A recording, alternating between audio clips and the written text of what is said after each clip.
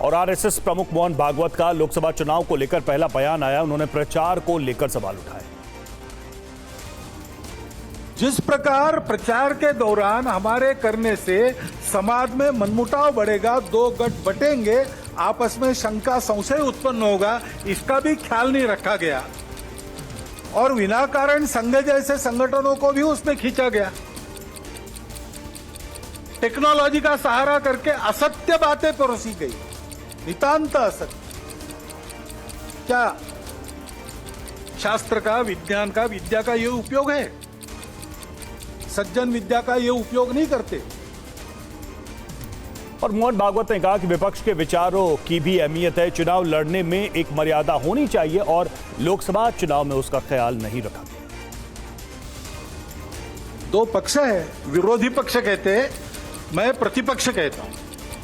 वो विरोधी नहीं है, उसको विरोधी मानना भी नहीं चाहिए। वो प्रतिपक्ष है, वो एक पहलू उजागर कर रहा है, उसका भी विचार होना चाहिए। ऐसा जब चलना है तो चुनाव लड़ने में भी एक मर्यादा होती है। उस मर्यादा का पालन नहीं हुआ, क्योंकि उसका पालन होना इसलिए आवश्यक है कि हमारे देश के सामने चुनौतियां समाप्त नहीं हुई। और मणिपुर पर मोहन भागवत ने सरकार की आलोचना की। उन्होंने कहा कि मणिपुर जल रहा है, उस पर कौन ध्यान देगा। अब 1 साल से मणिपुर शांति की राह देख रहा है।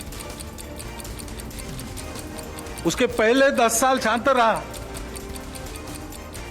पुराना गन कल्चर समाप्त हो गया ऐसा लगा, और अचानक जो कलह वहां पर उपज गया या उपजाया गया, उसकी आग में अभी तक जल रहा है, त्राही त्राही कर रहा है। कौन उस पर ध्यान देगा?